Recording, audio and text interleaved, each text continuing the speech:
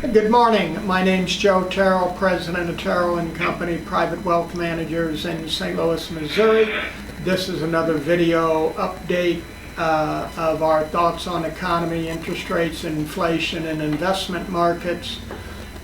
Today is Monday, May 12th, and certainly today's off to an interesting start in the world of investments. But before I say that, joining me today first by telephone from our Springfield, Illinois office is Dallas Whitaker, Bill Newbold, Russ Phillips, Dave Carter, and we thought we would just very quickly talk about a few things that we see happening right now. So I'm going to start with the economy, and Russ, you and I were talking over the weekend, our personal observations, and I think it is verified by some of the economic statistics coming out. The economy is strong. I don't see anything other than people are out. It's hard to get into restaurants, and I'm talking about, you know, we travel for business. And as I go around the United States, I see the same thing. I made a 10-day trip over to Europe, 50% business, 50% pleasure.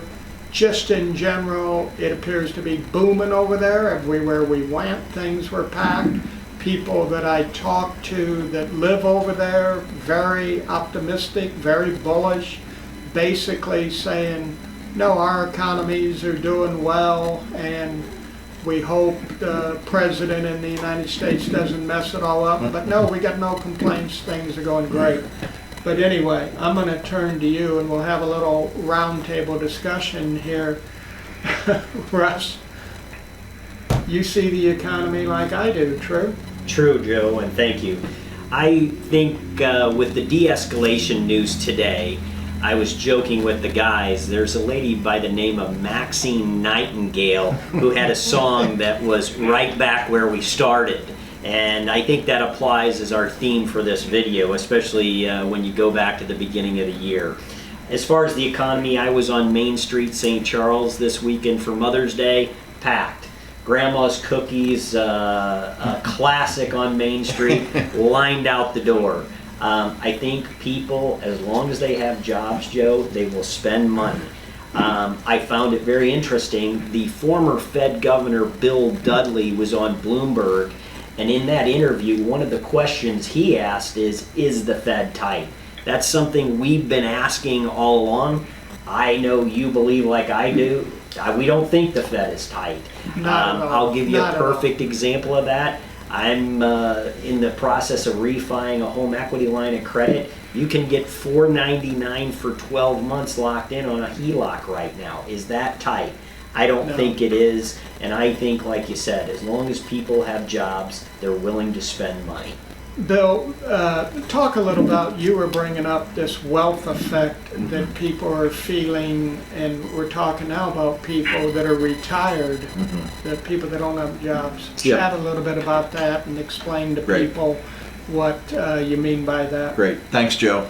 So as all of our team members are out and about traveling, we've observed these trends with people spending money, restaurants crowded, traveling, all over the place, and we think that's a absolute clear reflection of the wealth creation that has been taking place over the last 10 plus years.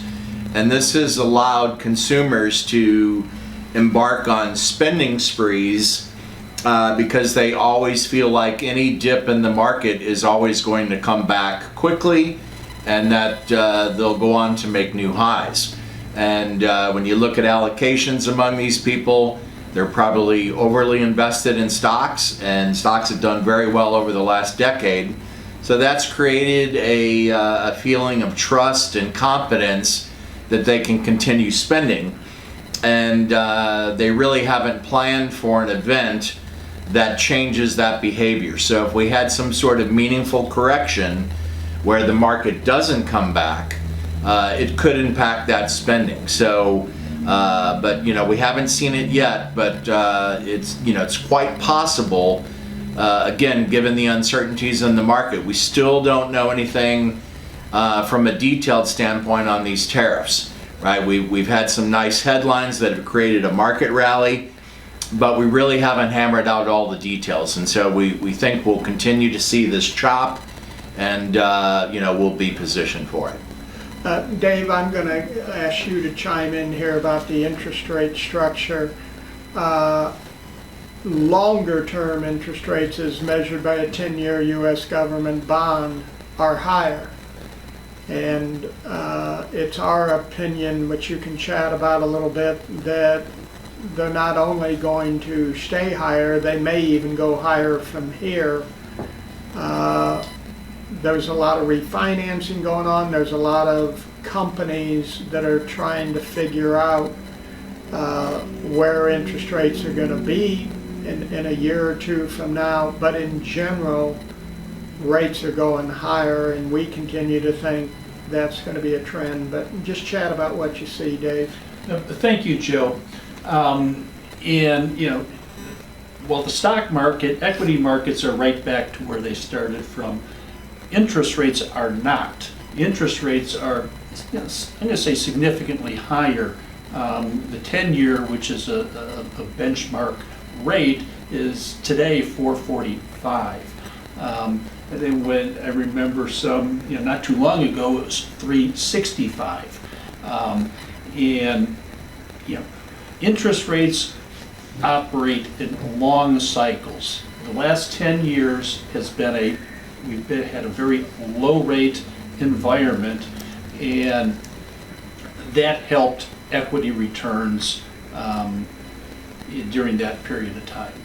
Now, rates are moving higher, and we think over time they move 5.5%, 6% would not be out of the question.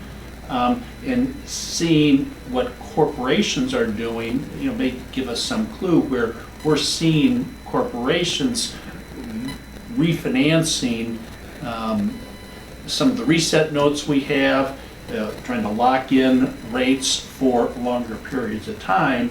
And so we're still in the strategy of short duration, looking for opportunities where we can have coupon resets higher if the bonds are not taken away from us. So that's our strategy in the fixed income world, and what we're seeing there. Thanks, Dave. Appreciate it. So just to sum up a little bit, we see the economy continuing to be strong. We see inflation staying at these levels, maybe going higher. It depends upon the pickup in growth of M2 money supply. Is it going to accelerate or not? And with equity prices, we're going to have to wait and see and sort out some of this. But the good news for our clients is we are making money. We made good money in the first quarter when other people did not, and we have plenty of liquidity. If there's an opportunity that presents itself, we'll be there to take advantage of that opportunity. So with that said, unless someone else has something they want to add, we'll stop here. Thank you, Brian Curtis, for helping us with the video, and we'll be back in a week or two with updates. Thank you.